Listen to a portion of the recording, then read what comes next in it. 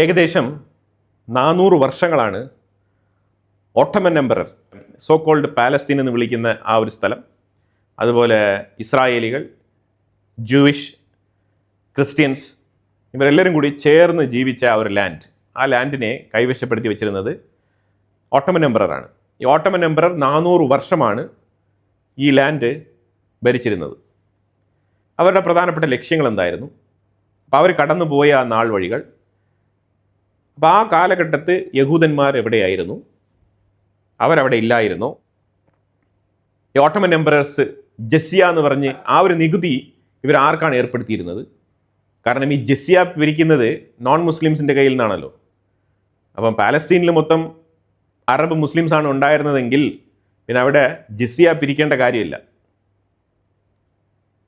അപ്പം അതിൻ്റെ അർത്ഥം നോൺ മുസ്ലിംസ് ആയിട്ടുള്ള കമ്മ്യൂണിറ്റി അവിടെ ഉണ്ടായിരുന്നു എന്നുള്ളത് തന്നെയല്ലേ? ഇത് ഇസ്രായേലുമായിട്ട് ബന്ധപ്പെട്ട സീരീസ് ഓഫ് വീഡിയോയിൽ 5ാമത്തെ പാർട്ടാണ്. 4 പാർട്ടുകൾ നമ്മൾ ഇതിനു മുമ്പ് തന്നെ നോക്കിക്കഴിഞ്ഞു. അപ്പോൾ ഇതിൽ ഒരു പ്രത്യേക കാലയളവിൽ, അതായത് സ്റ്റേറ്റ് ഓഫ് ഇസ്രായേൽ പ്രഖ്യാപിക്കുന്നതിന് മുമ്പ് ചരിത്രപരമായിട്ടുള്ള ഫാക്റ്റുകളാണ് ഇവിടെ പറയുന്നത്. ഓട്ടോമൻ എംപററിൻ്റെ ഭരണകാലത്ത് നമ്മൾ ഏറ്റവും കൂടുതൽ ശ്രദ്ധിച്ച് നോക്കേണ്ടത് അവരുടെ ടാക്സേഷനാണ്. ഏറ്റവും കൂടുതൽ താല്പര്യം പ്രകടിപ്പിച്ചിരുന്നതും ഈ ടാക്സിന് വേണ്ടിയിട്ടാണ്. തീർച്ചയായിട്ടും അവർക്ക് മുസ്ലിം കമ്മ്യൂണിറ്റി പാർഷ്യാലിറ്റി ഉണ്ടായിരുന്നു. അതുപോലെ തന്നെ അവർ ഈ അറബ് ഗോത്രത്തിനെ സെപ്പറേറ്റ് ആയിട്ട് തന്നെ അവർ കൺസിഡർ ചെയ്തിരുന്നു. മുസ്ലിംസിന് കുറച്ച് ടാക്സ് ഇളവുകൾ ഉണ്ടായിരുന്നു, എന്നാലും ടാക്സ് ഉണ്ടായിരുന്നു. ഈ ഓട്ടോമൻ എംപററുടെ പ്രധാനപ്പെട്ട ലക്ഷ്യം എന്ന് പറഞ്ഞാൽ ഈ പണപ്പിരിവ് നടത്തുക എന്നുള്ളതാണ്. പല വിഷയങ്ങൾക്കും ഇവർ ടാക്സ് പിരിച്ചിട്ടുണ്ടായിരുന്നു. അപ്പോൾ അത് 1517 ശരിക്കും ഈ ടാക്സ് നിയമം ഓട്ടോമൻ എംപറേഴ്സ് ഇംപ്ലിമെൻറ്റ് ചെയ്യുന്നത്. അതിന് കാരണം 1517 അവർ ഈ ഇസ്രായേൽ പാലസ്തീൻ എന്ന് പറയപ്പെടുന്ന ആ ഒരു മിഡിൽ ഈസ്റ്റ് ഏരിയയിൽ ഓട്ടോമൻ തുർക്കികൾ കടന്നു വരുന്നത്. സുൽത്താൻ സലീമാണ് കടന്നു വരുന്നത്. അന്നത്തെ സാഹചര്യത്തിൽ ഇവിടെ ഇസ്രായേൽ പാലസ്തീൻ എന്ന് പറഞ്ഞ ഈ ഒരു ലാൻഡ് ഭരിച്ചിരുന്നത് മംലൂക്കുകളാണ്. ഈ മംലൂക്കുകളെ കീഴ്പ്പെടുത്തിക്കൊണ്ട്, അവരെ തോൽപ്പിച്ചുകൊണ്ടാണ് ഓട്ടോമൻ തുർക്കികൾ ഈ സ്ഥലം കയറി പിടിക്കുന്നത്. പ്രധാനമായിട്ടും ഓട്ടോമൻ തുർക്കികൾ കൈവശം വെച്ചിരുന്നത് ജെറുസലേം, ഗാസ, നെബുൽസ്, ജാഫ, അക്ര. ഈ ജാഫ, അക്ര എന്ന് പറയുന്നത് രണ്ടും 2 പോർട്ടുകളാണ്. സീ പോർട്ടാണ്, ഇമ്പോർട്ട് എക്സ്പോർട്ടിന് ഉപയോഗിക്കാൻ പറ്റുന്ന രീതിയിലുള്ള പോർട്ടുകൾ. ഇത്രയും സ്ഥലങ്ങളും ഇസ്താൻബുളിൽ നിന്ന് തന്നെയാണ് കൺട്രോൾ ചെയ്തിരുന്നത്. ശ്രദ്ധിക്കണം, അന്ന് ഇസ്രായേൽ എന്ന് പറഞ്ഞ ഇന്ന് നമ്മൾ വിളിക്കുന്ന ആ ഒരു രാജ്യം ഉണ്ടായിരുന്നില്ല. അതേപോലെ പാലസ്തീൻ എന്ന് പറഞ്ഞ രാജ്യവും ഉണ്ടായിരുന്നില്ല. ഈ രണ്ടും ഉണ്ടായിരുന്നില്ല. അതിന് പകരം അവിടെ മിക്സ്ഡ് ആയിട്ടുള്ള ഒരു കൂട്ടം ജനങ്ങളാണ് താമസിച്ചുകൊണ്ടിരുന്നത്. അതിൽ അറബ് മുസ്ലിംസ് ഉണ്ട്, അറബ് ക്രിസ്ത്യൻസ് ഉണ്ട്, അതേപോലെ തന്നെ ജ്യൂസ് ഉണ്ട്, മറ്റു പല കമ്മ്യൂണിറ്റിയിൽപ്പെട്ട ആൾക്കാരുമുണ്ട്. ഇവരെല്ലാം തന്നെ ഈ സ്ഥലങ്ങളിൽ ഇടകലർന്ന് ജീവിക്കുകയായിരുന്നു. പ്രത്യേകിച്ച് 3 റിലീജിയൻ അവിടെ ഡോമിനൻ്റ് ആയിട്ട് താമസിക്കുന്നുണ്ട്. അതിൽ മുസ്ലിമുകളുണ്ട്, ക്രിസ്ത്യാനികളുണ്ട്, യഹൂദന്മാരുണ്ട്. ഇത് 3ഉം അവിടെ ഉണ്ട്. ഇതെല്ലാം കൂടി ഒരുമിച്ച് ചേർന്നുകൊണ്ട് ഓട്ടോമൻ ഭരണത്തിന് കീഴിൽ ഈ ജനങ്ങളെല്ലാം താമസിക്കുന്ന ഒരു പ്രദേശമായിരുന്നത്. ഓട്ടോമൻ സുൽത്താൻ സലീമിൻ്റെ ലക്ഷ്യം ഭരണം നിലനിർത്തുക, നികുതി ശേഖരിക്കുക, കാശുണ്ടാക്കുക. അതായിരുന്നു കാലഘട്ടത്തിൽ ഓട്ടോമൻ സാമ്രാജ്യം മുന്നോട്ട് കൊണ്ടുപോകണം എന്നുണ്ടെങ്കിൽ നമ്പർ 1 സൈന്യം, 2 റോഡുകൾ, ഗതാഗതം, 3 ഭരണ സംവിധാനം, 4 പണം.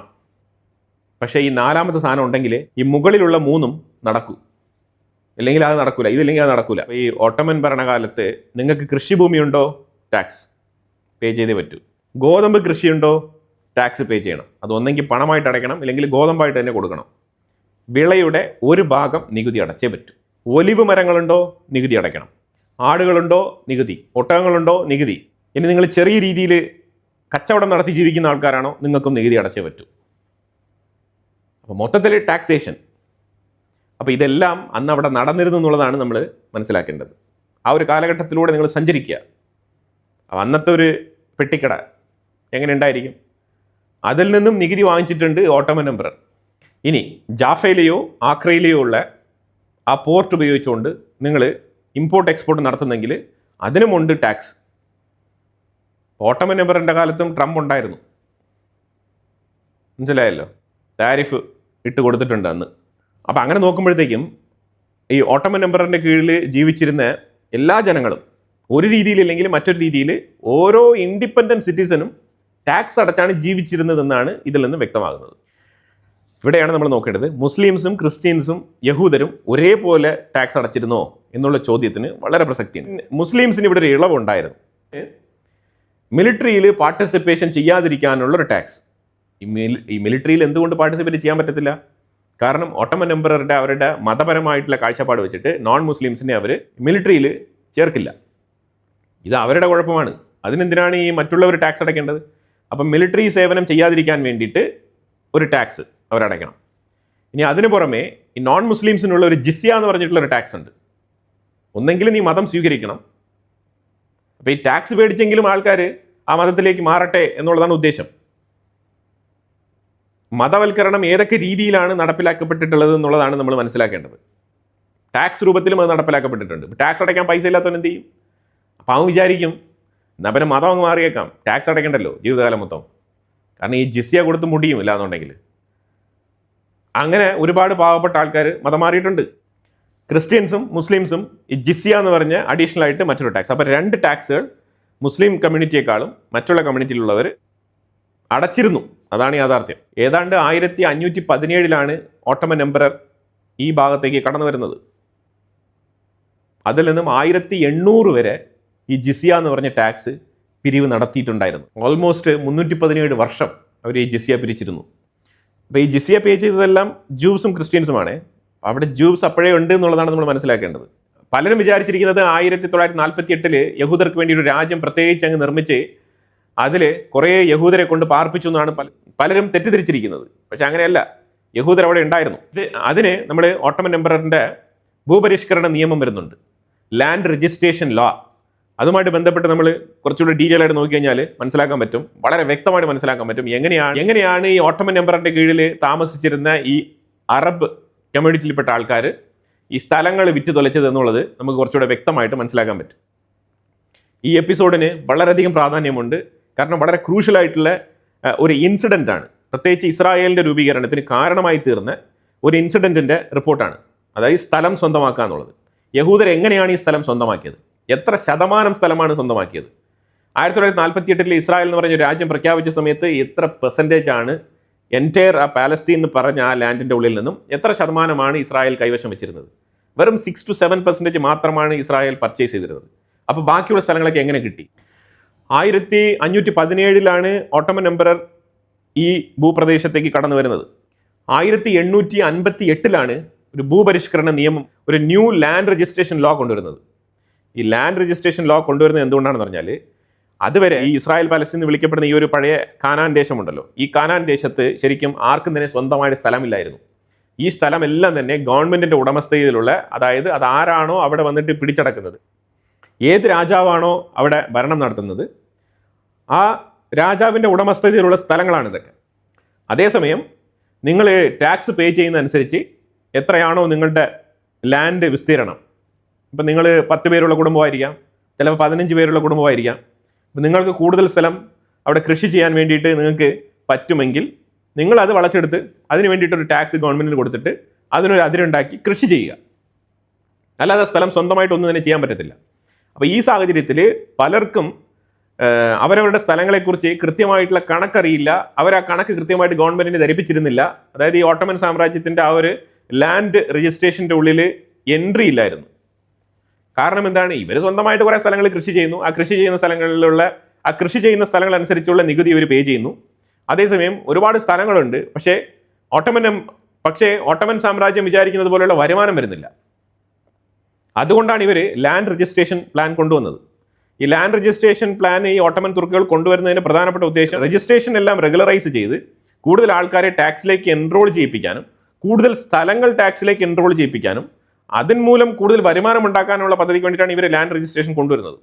അപ്പോൾ ഇങ്ങനെ ലാൻഡ് രജിസ്ട്രേഷൻ കൊണ്ടുവന്ന സമയത്ത് നിരവധി അറബികൾ ഇവരെന്ത് ചെയ്യുന്ന പറഞ്ഞാൽ, അതായത് ഒരുപാട് കുടുംബാംഗങ്ങളുള്ള കൃഷിക്കാർ, ഇവരെല്ലാം തന്നെ അന്നത്തെ സമ്പന്നരായിട്ടുള്ള ആൾക്കാരുടെ പേരിലാണ് ഇത് രജിസ്റ്റർ ചെയ്തത് എന്നാണ് അവരിപ്പോൾ പറയുന്നത്.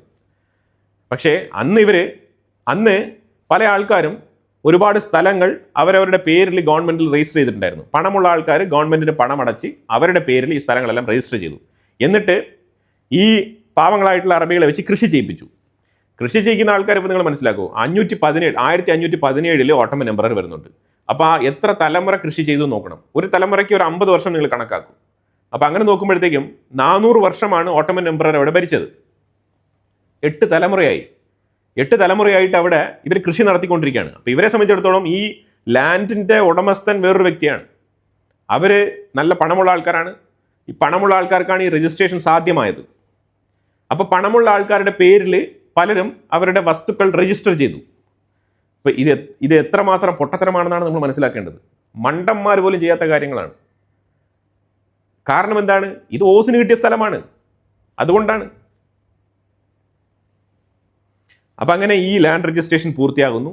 എന്നിട്ട് പരമാവധി അതിനകത്ത് ഈ ലാൻഡ് രജിസ്ട്രേഷൻ നടന്നതിൽ ചിലർ പൈസയുള്ള ബന്ധുക്കളുടെ പേരിൽ രജിസ്റ്റർ ചെയ്ത് അവിടെ കൃഷി നടത്തി. ചിലർ വലിയ വലിയ പൈസയുള്ള ആ ഒരു ഏരിയയിലെ വലിയ പ്രശസ്തിയുള്ള ആൾക്കാരുണ്ടാവുമല്ലോ. ഫോർ എക്സാമ്പിൾ നമ്മുടെ നാട്ടിലെ ജമ്മി കൾച്ചർ ഉണ്ടായിരുന്നല്ലോ, ആ ജമ്മിമാരുടെ ആ ഒരു ശൈലിയിൽ രജിസ്ട്രേഷൻ നടത്തിയിട്ടുണ്ടായിരുന്നു. അപ്പോൾ ഇതിനകത്ത് പരമാവധി പൈസക്കാർ അന്ന് ഡമസ്കസിലും ബെയ്റൂത്തിലുമാണ് താമസിച്ചിരുന്നത്. അപ്പോൾ ഈ ലാൻഡ് രജിസ്ട്രേഷൻ നടക്കുന്നത് 1858 ഈ വർഷങ്ങൾ കൃത്യമായിട്ട് ഓർത്ത് വെച്ചോണം കേട്ടോ, കാരണം എന്നാലേ ഇതിൻ്റെ ഒരു ഫോളോ അപ്പ് നിങ്ങൾക്ക് കിട്ടുള്ളൂ. 1858 ഈ ഓട്ടോമൻ തുർക്കുകൾ ഈ നിയമം പാസ്സാക്കുന്നതും ഈ ലാൻഡ് രജിസ്ട്രേഷൻ ലോ ഇംപ്ലിമെൻറ്റ് ചെയ്യുന്നതും. അപ്പോൾ ഇങ്ങനെ അൺനോൺ ലാൻഡ് ലോഡിൻ്റെ പേരിൽ ഈ രജിസ്റ്റർ ചെയ്തിട്ട്, അതായത് ഭൂ ഉടമ ഈ ഭൂപ്രദേശത്ത് ഉണ്ടാവില്ല, വേറെ ഏതെങ്കിലും ഒരു സിറ്റിയിലായിരിക്കും താമസം, ഡമസ്കസിലും ബെയ്റൂത്തിലൊക്കെ താമസം. ആരാണ് ഇതിൻ്റെ ഉടമസ്ഥൻ എന്ന് പോലും അറിയാത്ത രീതിയിൽ ഇവർ കൃഷി തുടർന്നുകൊണ്ടേയിരുന്നു. ഇവരെ സംബന്ധിച്ചിടത്തോളം ഇത് ഇവരുടെ കൃഷിഭൂമിയാണ്. അതുകൊണ്ട് 7ഉം 8ഉം തലമുറകളായിട്ട് കൃഷി നടത്തി ജീവിച്ചുകൊണ്ടിരിക്കുകയാണ്, ടാക്സ് കൊടുക്കുന്നു, അവർ ജീവിക്കുന്നു. ഇതാണ് സംഭവിച്ചുകൊണ്ടിരിക്കുന്നത്. പക്ഷേ ഇവിടെ യഹൂദർ അവർ കൃത്യമായിട്ട് ഈ ലാൻഡിൻ്റെ പാരമ്പര്യം എന്താണ്, ഈ ലാൻഡ് ആരുടെയാണ്, ഇവിടെ ആരാണ് താമസിച്ചിരുന്നത്, ഇവരുടെ ചരിത്രബോധം എന്താണ്, നമ്മളുടെ ആൻസസ്റ്റർ ആരായിരുന്നു, എന്തുകൊണ്ട് അവർ ഇസ്രായേൽ എന്ന് പറഞ്ഞ സ്ഥലം ഇമ്പോർട്ടൻ്റ് ആയിട്ട് കരുതുന്നു, എന്തുകൊണ്ട് അവർക്ക് ജെറുസലേം ഇമ്പോർട്ടൻ്റ് ആണ്, എന്തുകൊണ്ട് അവർക്ക് ഹൈഫ ഇമ്പോർട്ടൻ്റ് ആണ്, ഇതെല്ലാം തന്നെ വളരെ കൃത്യമായിട്ടുള്ള ചരിത്രബോധത്തോടു കൂടി ഈ രാജ്യത്ത് തന്നെ താമസിക്കുന്ന ആൾക്കാരാണ് യഹൂദന്മാർ. അപ്പം ആദ്യത്തെ ഫസ്റ്റ് സയനിസ്റ്റ് പ്രസ്ഥാനം തന്നെ അപ്പം തുടങ്ങിയിട്ടില്ല, അതൊക്കെ 1900 ശേഷമാണ് തുടങ്ങുന്നത്. അപ്പോൾ 1880-കളിലാണ് റഷ്യയുടെ സൈഡിൽ നിന്നും യൂറോപ്പിൻ്റെ സൈഡിൽ നിന്നും യഹൂദർക്ക് നേരെയുള്ള ഒരു വികാരം പൊട്ടിപ്പുറപ്പെടുന്നത് 1880. ഹിറ്റ്ലർ അതിൻ്റെ ടോപ്പ് ലെവലിൽ പീക്കിലെത്തുന്നത് സെക്കൻഡ് വേൾഡ് വാറിലാണ്. പക്ഷെ അതിന് മുമ്പൊരു യുദ്ധമുണ്ട്, ഫസ്റ്റ് വേൾഡ് വാർ. അപ്പം ഈസ്റ്റേൺ യൂറോപ്പിൽ നിന്നും കൂടുതൽ യഹൂദർ 1880-കളിൽ അവരുടെ സുഹൃത്തുക്കളും ബന്ധുക്കളുമായിട്ടുള്ള ഇസ്രായേലിൽ താമസിക്കുന്ന യഹൂദരെ കോൺടാക്ട് ചെയ്യുന്നുണ്ട്. അപ്പം അങ്ങനെ അവർ ഇസ്രായേലിലേക്ക് വരുന്നുണ്ട്. ഇപ്പോഴത്തെ ഇസ്രായേൽ, അന്ന് ഇസ്രായേൽ അല്ല കേട്ടോ, അന്ന് ഇസ്രായേൽ അല്ല, അന്ന് ഓട്ടോമൻ്റെ കീഴിലുള്ള ഒരു ഓട്ടോമൻ തുർക്ക് ലാൻഡാണത്. അപ്പം ഇങ്ങനെ ഈസ്റ്റേൺ യൂറോപ്പിൽ നിന്നും ആൾക്കാർ ഏറ്റവും കൂടുതൽ അവിടുത്തെ ജനങ്ങൾ ഇവരോട് കാണിക്കുന്ന വെറുപ്പും വിദ്വേഷവും ഈ ഒരു ഡിസ്ക്രിമിനേഷനൊക്കെ കൊണ്ട് അവർ പതിയെ അവരുടെ നാട്ടിലേക്ക് തന്നെ മടങ്ങാം എന്നുള്ള നിലയിലേക്ക് അവരുടെ പൂർവിക ലാൻഡായിട്ടുള്ള ഈ ഒരു ലാൻഡിലേക്ക്, നിലവിൽ ഇസ്രായേൽ ഇരിക്കുന്ന ആ ഒരു ലാൻഡിലേക്ക് അവർ മടങ്ങി വരികയാണ്. കുറേശ്ശെ വന്നുകൊണ്ടിരിക്കുകയാണ്. പക്ഷെ അവർ കുറേശ്ശെ വന്നുകൊണ്ടിരിക്കുമ്പോഴും ഇവർക്ക് സ്ഥലമില്ല. സ്ഥലമില്ലാത്തത് കൊണ്ട് തന്നെ അന്നത്തെ ടോപ്പ് ലെവലിലുള്ള പൈസക്കാരായിട്ടുള്ള യഹൂദന്മാർ ഇവർക്ക് സ്ഥലങ്ങൾ വാങ്ങിച്ച് ഇവരെ സെറ്റിൽ ചെയ്യിപ്പിക്കാം എന്ന് ആഗ്രഹിക്കുന്നുണ്ട്. നമ്മൾ പൊതുവെ ഒരു സ്ഥലത്ത് പോകുമ്പോഴത്തേക്കും പൈസ കൊടുത്ത് നിയമപരമായിട്ട് സ്ഥലം വാങ്ങിച്ച് സാധാരണ താമസിക്കുക എന്നുള്ളതാണല്ലോ അതിൻ്റെ ഒരു രീതി. അല്ലാതെ നമ്മളവിടെ പാപ്പരായിട്ട് പോയിരുന്നിട്ട് മറ്റുള്ളവൻ്റെ അധ്വാനത്തിൽ പോയി ജീവിക്കാൻ പറ്റില്ലല്ലോ. അപ്പം അതുകൊണ്ട് പ്രോപ്പറായിട്ടുള്ള ഡീലിംഗ് ആണ് നടത്തിയിരുന്നത്. അല്ലാതെ ഈ പാലസ്തീനികളിൽ നിന്ന് സ്ഥലം വാങ്ങിച്ചിട്ട് നമുക്ക് രാജ്യം ഉണ്ടാക്കണം എന്നുള്ള ആഗ്രഹമൊന്നും അങ്ങനത്തെ ചിന്താഗതിയൊന്നും അന്നില്ലായിരുന്നു, 1880-കളിൽ ഇല്ലായിരുന്നു. പിന്നീട് ഈ ഒരു ചിന്താഗതി വരുന്നുണ്ട്. അതിൻ്റെ പിന്നിൽ പ്രവർത്തിച്ച ചില ആൾക്കാരുണ്ട്. അതുമായിട്ട് ബന്ധപ്പെട്ട അവർ ജൂവിഷ് നാഷണൽ ഫണ്ട് എന്ന് പറഞ്ഞുള്ള ഒരു കമ്മിറ്റി തന്നെ രൂപീകരിക്കുന്നുണ്ട്. അപ്പം അങ്ങനെ ഈ ജൂത കുടിയേറ്റം നടക്കുന്ന സമയത്ത് ഈ ഓട്ടോമൻ എംപററുടെ കാലഘട്ടത്ത് സുൽത്താൻ അബ്ദുൽ ഹമീദ് രണ്ടാമനാണ് അപ്പോൾ ഭരിച്ചുകൊണ്ടിരിക്കുന്നത്. ആ സാഹചര്യത്തിലാണ് ഈ യഹൂദരുടെ കുടിയേറ്റം ഇങ്ങനെ നടക്കുന്നത്.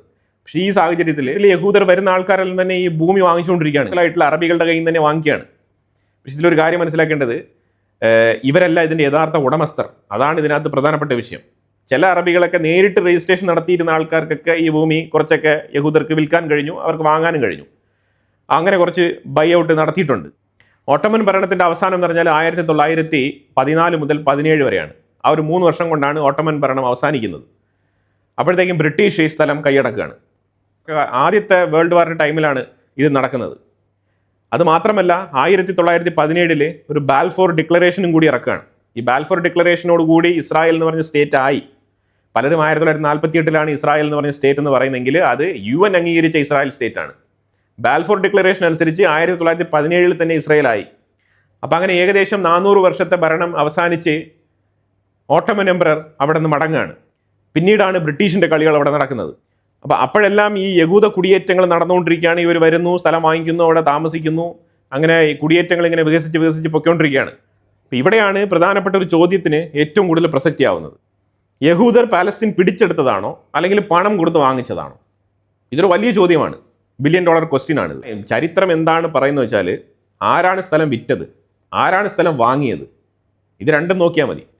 പിന്നെ ഈ പാരമ്പര്യമായിട്ട് സ്ഥലം അവകാശപ്പെടുന്ന ആൾക്കാർക്ക് ശരിക്കും പാരമ്പര്യം ഉണ്ടായിരുന്നോ? 1880 ഈ ഈസ്റ്റേൺ യൂറോപ്പിൽ നിന്നും യഹൂദർ ഇസ്രായേലിലേക്ക് വരുന്നതിന് മുമ്പ് തന്നെ അവിടെ യഹൂദർ ഉണ്ടായിരുന്നു. ഓട്ടോമൻ സാമ്രാജ്യത്തും യഹൂദർ ഉണ്ടായിരുന്നു, ബ്രിട്ടീഷിൻ്റെ ഭരണത്തിന് കീഴിലും യഹൂദർ ഉണ്ടായിരുന്നു. അവിടെ ജെറുസലേം, ഹെബ്രോൺ, സഫദ്, ടിബീരിയാസ്, ഈ സ്ഥലങ്ങളിലൊക്കെ യഹൂദർ നല്ല രീതിയിൽ താമസിച്ചിട്ടുണ്ടായിരുന്നു. പക്ഷെ അവരുടെ കയ്യിൽ വലിയ തോതിൽ ആ ലാൻഡ് ഒന്നും ഉണ്ടായിരുന്നില്ല. ലാൻഡ് എല്ലാം തന്നെ ഈ അറബികളാണ് മാനേജ് ചെയ്തുകൊണ്ടിരുന്നത്. 1882 കഴിഞ്ഞിട്ട് നിരവധി പേര് ഇപ്പം നിലവിലെ ഇസ്രായേൽ എന്ന് വിളിക്കപ്പെടുന്ന ആ സ്ഥലത്തിലേക്ക് കുടിയേറിയതോടുകൂടിയാണ് ഇവർ ആ ഒരു കുടിയേറ്റത്തിനെ ഫസ്റ്റ് ആലിയ എന്ന് ഇവർ വിളിക്കുന്നത്. വീട്ടിലേക്ക് മടങ്ങി വരിക എന്നുള്ളതാണ് ഈ ഫസ്റ്റ് ആലിയ എന്നവർ ഉദ്ദേശിക്കുന്നത്, ആദ്യത്തെ മടങ്ങി വരവ്.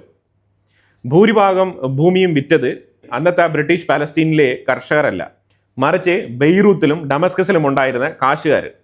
അവരുടെ കയ്യിൽ നിന്നും ബൾക്കായിട്ട് യഹൂദർ പർച്ചേസ് ചെയ്തതാണ്. കാരണം അവരുടെ കയ്യിലാണ് ഏറ്റവും കൂടുതൽ ലാൻഡ് രജിസ്ട്രേഷൻ ചെയ്യപ്പെട്ടിരുന്നത്. ഓട്ടോമൻ തുർക്കികളുടെ കാലഘട്ടത്തിൽ ഈ ബെയ്റൂത്തിലും ഡമസ്കസിലും ഉണ്ടായിരുന്ന കാശുകാരന്മാരുടെ പേരിലാണ് ഈ സ്ഥലങ്ങൾ മൊത്തം രജിസ്റ്റർ ചെയ്തിരുന്നത്. പക്ഷെ അവർ പാലസ്തീൻ്റെ ഉള്ളിലോ അല്ലെങ്കിൽ പാലസ്തീൻ ഭൂമിയിലെ കൃഷിയോ ഇതൊന്നും തന്നെ അവർ ചെയ്തിട്ടില്ല. അവർ കൃത്യമായിട്ട് ഈ സ്ഥലത്തിൻ്റെ ഉടമസ്ഥാവകാശം മാത്രമാണ് ഏറ്റെടുത്തിരുന്നത്. ഓട്ടോമൻ രേഖ അനുസരിച്ച് നിയമപരമായിട്ടുള്ള സ്ഥലത്തിൻ്റെ ഉടമസ്ഥർ അവർ തന്നെയാണ്, അതിൽ യാതൊരു മാറ്റമില്ല. ആരാണ്? ഈ ബെയ്റൂത്തിലും ഡമസ്കസിലൊക്കെ താമസിച്ചിരുന്ന കാശുകാർ. അപ്പോൾ ഇത്ര വലിയ തോതിൽ ഭൂമി വാങ്ങാൻ വേണ്ടിയിട്ട് കോടിക്കണക്കിന് പണം വേണ്ടേ? പണം എവിടെ നിന്ന്? അപ്പോഴാണ് ഫ്രാൻസിലെ പ്രശസ്ത ബാങ്കിങ് കുടുംബമായിട്ടുള്ള ഒരു ജൂവിഷ് ബാരൻ എഡ്മണ്ട് ഡി റോത്ത്ഷീൽഡ്, വളരെ ഫേമസ് ആയിട്ടുള്ള ഒരു പേരാണ് ബാരൻ എഡ്മണ്ട് ഡി റോത്ത്ഷീൽഡ്. ഇയാൾ വലിയൊരു തുക ഓഫർ ചെയ്യുന്നുണ്ട്. അതായത് യഹൂദർക്ക്, ഇങ്ങനെ രാജ്യമില്ലാതെ അലഞ്ഞിരുന്ന യഹൂദർക്ക്, നമ്മളുടെ ആൻസസ്ട്രിയൽ ലാൻഡ് ഉണ്ടല്ലോ, നമ്മൾ എന്തിനാണ് ഇപ്പോൾ ഇങ്ങനെ ലോകമെമ്പാടും ഇങ്ങനെ ചിന്നിച്ചിതറി താമസിക്കുന്നത്, നമ്മളുടെ സ്ഥലത്ത് പോയി താമസിച്ചൂടെ? അങ്ങനെ ഇവർ അർജന്റീനയിലൊക്കെ സ്ഥലം വാങ്ങിക്കാൻ നോക്കുന്നുണ്ട്. പക്ഷെ വേണ്ട, നമ്മളുടെ ആൻസസ്റ്റേഴ്സ് താമസിക്കുന്ന, ഇപ്പോഴും യഹൂദർ താമസിച്ചുകൊണ്ടിരിക്കുന്ന, പാരമ്പര്യമായിട്ട് നമുക്ക് കണക്ഷനുള്ള നമ്മളുടെ കിങ് ഡേവിഡ്, കിങ് സോളമൻ ഇവരൊക്കെ ഭരിച്ചിരുന്ന ആ ലാൻഡിലേക്ക് തന്നെ മടങ്ങി പോകാമല്ലോ എന്നുള്ള രീതിയിലാണ് ഇവർ ഈ ആലിയ നടപ്പിലാക്കുന്നത്. അങ്ങനെ 1901 പദ്ധതിക്ക് തുടക്കം കുറിക്കുന്നത്. 1901 ഒരു പുതിയ സ്ഥാപനം രൂപീകരിക്കുന്നുണ്ട്, ജൂവിഷ് നാഷണൽ ഫണ്ട് അഥവാ JNF. ലോകമെമ്പാടുമുള്ള യഹൂദരുടെ കയ്യിൽ നിന്നും പണം പിരിക്കുന്നുണ്ട്. പല രാജ്യങ്ങളിലും വൻ കാശുകാരായിട്ട് ജീവിക്കുന്ന യഹൂദരെല്ലാം തന്നെ വലിയ രീതിയിൽ കോൺട്രിബ്യൂട്ട് ചെയ്യുന്നുണ്ട്. സ്ഥിരമായി ഭൂമി വാങ്ങുക, അത് യഹൂദരുടെ കുടിയേറ്റത്തിന് വേണ്ടിയിട്ട് മാറ്റിവെക്കുക, അതായിരുന്നു മെയിൻ അജണ്ട. ചരിത്രത്തിലെ ഏറ്റവും വലിയ ഭൂമി വിൽപ്പന നടന്നത് ഒരു ഗ്രീക്ക് ഓർത്തഡോക്സ് ക്രിസ്ത്യൻ വ്യക്തി, ബെയ്റൂത്തിൽ താമസിക്കുന്ന ആളാണ് ഏറ്റവും കൂടുതൽ ഭൂമി വിറ്റത്. ഒറ്റയടിക്കങ്ങ് വിറ്റ്. 1901 മുതൽ 1925 വരെ കണ്ടിന്യൂസ് ആയിട്ട് യഹൂദർ സ്ഥലം വാങ്ങിച്ചുകൊണ്ടേയിരുന്നു എന്നുള്ളതാണ്. ജസ്രയേൽ താഴ്വരകളും അതേപോലെ ഹൈഫ, ഇന്നത്തെ ഹൈഫ, ആ ഏരിയ ഉൾപ്പെടെയുള്ള വലിയൊരു ഏരിയ കൈവശം വെച്ചിരുന്നത് ഈ ബെയ്റൂത്തിൽ താമസിക്കുന്ന ഒരു ഗ്രീക്ക് ഓർത്തഡോക്സ് ക്രിസ്ത്യൻ വ്യക്തിയാണ്. ആ വ്യക്തിയാണ് ഏറ്റവും കൂടുതൽ ഭൂമി ഇസ്രായേലിന് കൈമാറിയത്. ഇതാണ് ചരിത്രത്തിലെ ഏറ്റവും വലിയ ലാൻഡ് പർച്ചേസ് ഇസ്രായേലിൻ്റെ. ഇതിനെയാണ് ഈ അറബ് കമ്മ്യൂണിറ്റിയിൽപ്പെട്ട ആൾക്കാർ, അതായത് നിങ്ങൾ വർഷങ്ങളോളം നിങ്ങൾ കൃഷി ചെയ്ത് ജീവിച്ചിരുന്ന ഒരു സ്ഥലം, 7-8 തലമുറകൾ കൃഷി ചെയ്തിരുന്ന സ്ഥലം, ഇത് കൈവിട്ട് പോകുമ്പോൾ ഉണ്ടാകുന്ന ഒരു ബുദ്ധിമുട്ട്, അതൊരു സൈഡിൽ അങ്ങനെ നിൽക്കുമ്പോഴും ഈ പണം കൊടുത്ത് സ്ഥലം വാങ്ങിയവരുണ്ടല്ലോ, അവർ ന്യായമായിട്ടുള്ള ഒരു ഡീലാണ് നടത്തിയിരിക്കുന്നത്.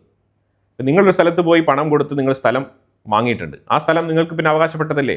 അങ്ങനെ നോക്കുമ്പോൾ യഹൂദർ വളരെ പ്രോപ്പറായിട്ടാണ് ഈ ഡീൽ നടത്തിയിരിക്കുന്നത്. ഇവിടെ ഓട്ടോമൻ എംപററിൻ്റെ കാലത്ത് ലാൻഡ് രജിസ്ട്രേഷൻ ലോ കൊണ്ടുവന്നതിൽ ഈ ലാൻഡ് രജിസ്റ്റർ ചെയ്തത് പ്രോപ്പറായിട്ടും അതാത് വ്യക്തികൾ തന്നെയാണോ ഈ രജിസ്ട്രേഷൻ നടത്തിയിരിക്കുന്നത് എന്നുള്ളൊരു ഐഡൻറ്റിറ്റി വെരിഫിക്കേഷൻ നടത്താനുള്ള സിറ്റുവേഷൻ ഒന്നില്ലായിരുന്നു. അതുകൊണ്ട് ബൾക്കായിട്ട് സ്ഥലങ്ങൾ ഓരോ കുടുംബങ്ങളുടെയും പേരിൽ, അതും കാശുള്ള കുടുംബങ്ങളുടെ പേരിലാണ് രജിസ്റ്റർ ചെയ്യപ്പെട്ടത്. അന്നത്തെ ഓട്ടോമൻ എംപററിന് നികുതി മതിയായിരുന്നു, രജിസ്ട്രേഷൻ ഫീസും മതിയായിരുന്നു. ആസ് ലോങ് ആസ് അവർക്ക് ടാക്സ് കിട്ടിക്കഴിഞ്ഞാൽ അവർ ഹാപ്പിയാണ്. അതാണ് സംഭവിച്ചുകൊണ്ടിരുന്നത്. അങ്ങനെ 1917 ബ്രിട്ടൻ ഈ പാലസ്തീൻ, ഇസ്രായേൽ എന്ന് പറഞ്ഞ ഈ ലാൻഡ് പിടിച്ചെടുക്കുന്നു. അങ്ങനെ ബ്രിട്ടൻ വന്നിട്ട് ഇമീഡിയറ്റ് ആയിട്ട് ഈ ലാൻഡ് പർച്ചേസ് നിർത്തിവെക്കുകയാണ്. ഇടപ്പെട്ട കാലത്ത് തുർക്കി ഈ ജൂത കുടിയേറ്റം കൂടുതൽ വരുന്നത് കണ്ടുകൊണ്ട് ഇനി ഇവിടെ സ്ഥലം വിൽക്കണ്ട, കുടിയേറ്റവും നടത്തണ്ട എന്നുള്ള രീതിയിൽ തടഞ്ഞു വെച്ചിരുന്നു ഇടയ്ക്ക്. പക്ഷെ പിന്നീട് ബ്രിട്ടീഷ് വന്നിട്ട് സ്ഥലം വിൽപ്പന തടഞ്ഞു വെക്കുകയും എന്നാൽ അത് വെരിഫൈ ചെയ്തിട്ട് അത് വീണ്ടും ഒരു ഉത്തരവിലൂടെ സ്റ്റാർട്ട് ചെയ്യുകയാണ് ചെയ്തത്. അങ്ങനെ ബ്രിട്ടീഷ് ഭരണകാലത്ത് ഇസ്രായേൽ വാങ്ങിക്കൂട്ടിയ ഭൂമിയിൽ 52.6% സ്ഥലം ഇങ്ങനെ ലാൻഡ് രജിസ്ട്രേഷൻ ത്രൂ മറ്റുള്ളവരുടെ പേരിൽ രജിസ്റ്റർ ചെയ്യുന്ന രീതിയിലാണ് വാങ്ങിച്ചത്. 24.6% സ്ഥലം അന്നത്തെ അവിടെ താമസിച്ചുകൊണ്ടിരുന്ന ആ ഒരു അറബ് കമ്മ്യൂണിറ്റിയുടെ കയ്യിൽ നിന്നാണ് വാങ്ങിച്ചത്. 13.4% സ്ഥലം ഈ ബ്രിട്ടീഷ് ഗവൺമെൻറ് തന്നെ കൊടുത്തതാണ്. 9.4% സ്ഥലം അന്നത്തെ കൃഷിക്കാരുടെ കയ്യിൽ നിന്ന് വാങ്ങിച്ചതാണ് നേരിട്ട്. പക്ഷെ ഇത്രയും സ്ഥലം, ഇതൊക്കെ ഇസ്രായേൽ വാങ്ങിച്ചു കൂട്ടിയ സ്ഥലങ്ങളുടെ കണക്കാണെന്നുണ്ടെങ്കിലും ഈ ബാൽഫോർ ഡിക്ലറേഷൻ ആയിക്കോട്ടെ, അതേപോലെ തന്നെ UN-ന്റെ 1948 ഇസ്രായേൽ സ്റ്റേറ്റ് ഫോർമേഷനുമായിട്ട് ബന്ധപ്പെട്ട് അവർ സെഗ്രിഗേറ്റ് കൊടുത്ത സ്ഥലത്തിൻ്റെ വിസ്തീർണം അനുസരിച്ച് നോക്കുകയാണെന്നുണ്ടെങ്കിലും ഈ ഇസ്രായേൽ വാങ്ങിയ മൊത്ത സ്ഥലത്തിൻ്റെ അളവെന്ന് പറഞ്ഞാൽ 7% മാത്രമാണ് ടോട്ടലി. ബാക്കിയുള്ളതെല്ലാം ഞാൻ ഇതിനു മുമ്പ് പറഞ്ഞതുപോലെ അറബികൾ യുദ്ധത്തിൻ്റെ ടൈമിൽ മറ്റുള്ള അറബ് രാജ്യങ്ങളെ വിശ്വസിച്ചുകൊണ്ട് ഇസ്രായേലിൻ്റെ ഉള്ളിൽ നിന്നും വാക്കൗട്ട് ചെയ്തതിൻ്റെ പേരിൽ തിരിച്ചങ്ങോട്ട് കയറാൻ പറ്റാത്ത അവസ്ഥയിൽ പെട്ടുപോയ ഒരു സാഹചര്യമാണ്. പിന്നീട് അവർക്ക് ഇസ്രായേലിനുള്ളിൽ കയറാൻ പറ്റിയിട്ടില്ല. അപ്പോൾ അങ്ങനെ ഇസ്രായേൽ UN-ൽ ഒരു സ്റ്റേറ്റ് ആയിട്ട് ഡിക്ലെയർ ചെയ്യപ്പെട്ടതിന് ശേഷം ഇസ്രായേലിന് കിട്ടിയ സ്ഥലമാണ്, ലീഗലി കിട്ടിയ സ്ഥലങ്ങളാണ് ഇപ്പോൾ ഇസ്രായേൽ കയ്യിൽ വെച്ചിരിക്കുന്നത്. അതിനിപ്പോൾ ആർക്കും തന്നെ സ്ഥലം വാങ്ങി വിറ്റു, ഞങ്ങളുടെ സ്ഥലം പിടിച്ചെടുത്തു, ഇതൊന്നും പറഞ്ഞിട്ട് ഇപ്പോൾ കാര്യമില്ല. കാരണം ഇപ്പം ഇസ്രായേൽ ഒരു സ്റ്റേറ്റാണ്, അതൊരു രാജ്യമാണ്. ഇസ്രായേൽ പാലസ്തീൻ സംഘർഷം മനസ്സിലാക്കാൻ വേണ്ടിയിട്ട് ഈ എപ്പിസോഡ് വളരെയധികം ഉപകാരപ്പെടും. കാരണം ഈ സ്ഥലവുമായിട്ട് ബന്ധപ്പെട്ട് പലരും പല രീതിയിലുള്ള അഭിപ്രായങ്ങളൊക്കെ പങ്കുവെക്കുന്നുണ്ട്. പക്ഷേ ഇതിൻ്റെ യഥാർത്ഥ പിക്ചർ ഇതാണ്. അപ്പോൾ എന്തായാലും അടുത്ത എപ്പിസോഡിൽ കൂടുതൽ വിഷയങ്ങൾ നമുക്ക് സംസാരിക്കാം. ഈ വിഷയത്തെക്കുറിച്ചുള്ള അഭിപ്രായങ്ങൾ കമൻറ്റ് ബോക്സിൽ രേഖപ്പെടുത്തുക.